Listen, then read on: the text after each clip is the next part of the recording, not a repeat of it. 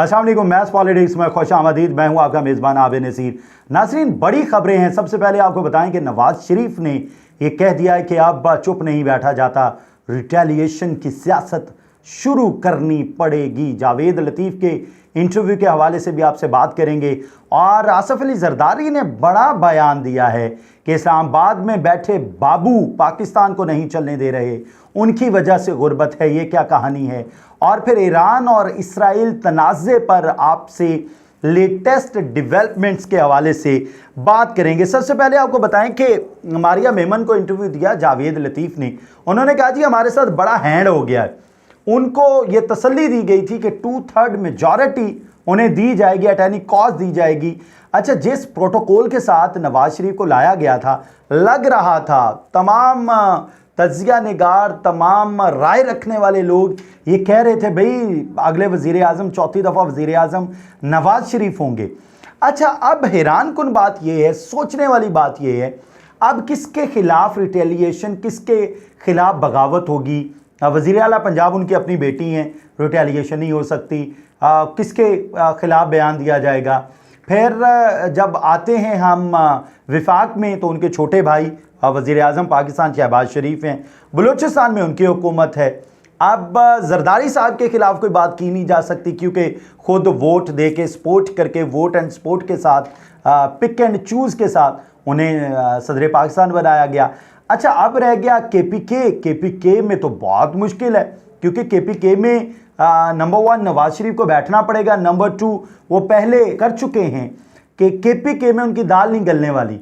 KPK में सिर्फ इमरान खान का डंका बजता है और केपीके में इमरान खान के अलावा कोई और एंटर हो ही नहीं सकता। पाकिस्तान पीपल्स पार्टी ने बहुत कोशिश की कि केपीके में एंटर हो जाए, नहीं हो सकी। फिर मौलाना फजलुर रहमान ने बड़ा अच्छा खेलने की कोशिश की, लेकिन अनफॉर्चुनेट वो उस तरह से परफॉर्म नहीं कर पाए। मतलब ये कि अब नवाज शरीफ किसको जाके, या उस इस्टेब्लिशमेंट को जाके आंखें दिखाएंगे जिस इस्टेब्लिशमेंट ने इतना बड़ा प्रोटोकॉल दिया, उनको तमाम तर लवाजमात पूरे करके शद्दोमत के साथ पाकिस्तान में लेके आए, उनके साथ बात करेंगे या उन्हें आंखें दिखाएंगे?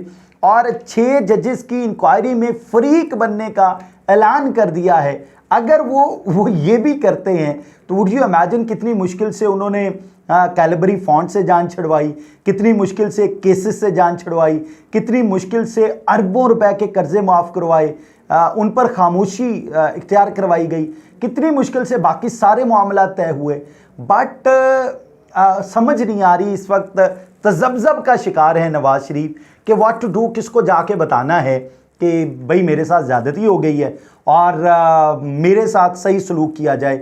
मतलब इन जजेस की जहाँ इंक्वायरी की जा रही है, और मैं तो पहले भी आपको इंकशाफ कर चुका हूँ पिछले वीलॉग्स में, होपफुली या अनफॉर्चुनेटली आप ये देख लीजिएगा, इस इंक्वायरी के बाद आपको बड़ा सुबकी का सामना, जो आप सोच रहे हैं उसके हवाले से बड़ा सुबकी का सामना करना पड़ेगा कि ये क्या हो गया। जिन लोगों ने ये बरमला इजहार किया कि हमारे साथ बहुत बड़ा हाथ हो रहा है, हमें धमकियां मिल रही हैं, हमें उनके मनपसंद फैसले देने के लिए दबाव है, तो उन्हीं के खिलाफ फैसला आ जाए तो कैसी ये सल्तनत है, कैसी रियासत है, कैसी स्टेट है, कैसा निज़ाम इंसाफ है। बहरहाल जी, ज़्यादा बात करेंगे तो मसला होगा। अगली बात करते हैं जी। सदर आसफ अली जरदारी ने इस्लामाबाद में बैठे बाबुओं की सोच ने मुल्क को गरीब किया हुआ है। हमारे नसीब में नहीं लिखा कि पाकिस्तान गरीब मुल्क है। पाकिस्तान को हर किस्म की दौलत अल्लाह ने दी है। हमारे पास दिमाग की कमी है, हमें सब कुछ सोचना और समझना होगा। फिर जी, इसकी तफसीलात क्या हैं, इसके हवाले से भी आपको बताते हैं।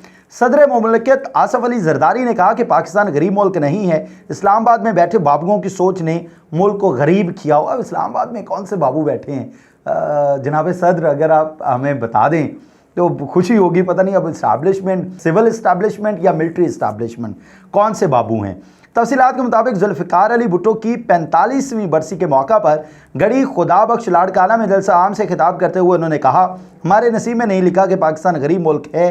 पाकिस्तान को हर किस्म की दौलत अल्लाह ने दी है। हमारे पास दिमाग की कमी है, हमें सब कुछ सोचना और समझना होगा। तारीख में कुछ लोगों ने मुल्क का नुकसान किया जो आज भी बर्दाश्त कर रहे हैं। आसफ अली जरदारी का कहना था कि बीबी शहीद ने मुझे पीपल्स पार्टी का चेयरमैन बनाया था।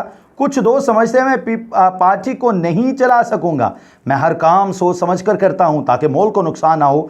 आवाम का नुकसान मुल्क का नुकसान है और मुल्क का नुकसान हमारा है। अब पीपल्स पार्टी के कारकुनों की ताकत से सदर बना हूं। माशाल्लाह, पाकिस्तान पीपल्स पार्टी के कारकुनों की ताकत से आसिफ अली जरदारी सदर बने हैं। पाकिस्तान पीपल्स पार्टी 40 साल से लड़ रही है। हम मुल्क को बेहतरी की तरफ ले जाएंगे।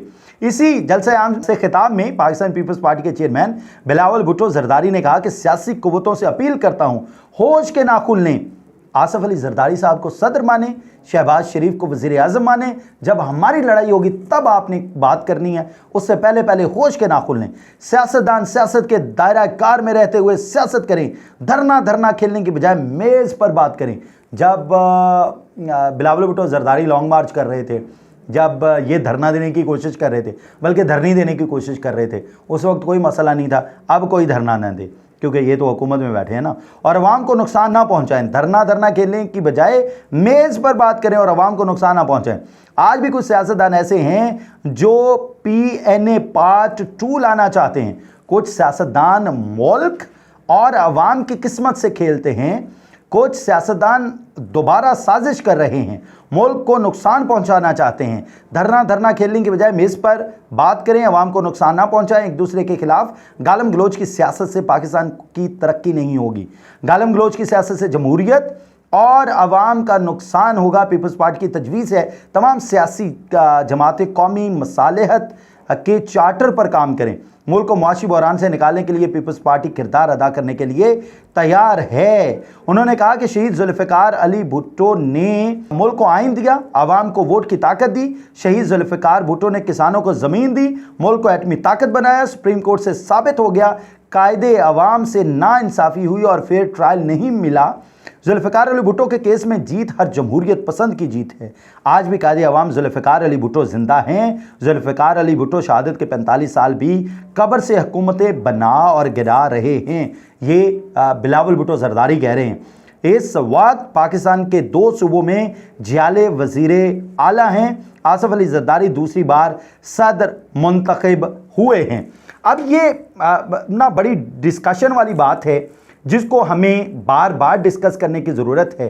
बिलावल भुट्टो जरदारी अगर ये समझते हैं कि वाकई सदर आसिफ अली जरदारी वो मर्दे हो रहे हैं जो जुल्फ़िकार अली भुट्टो के नक्शे कदम पर चल रहे हैं, तो ये एक झूठ है। यहाँ मुफाहमत हुई है, उन्होंने अपनी जान दे दी, मुफाहमत नहीं की।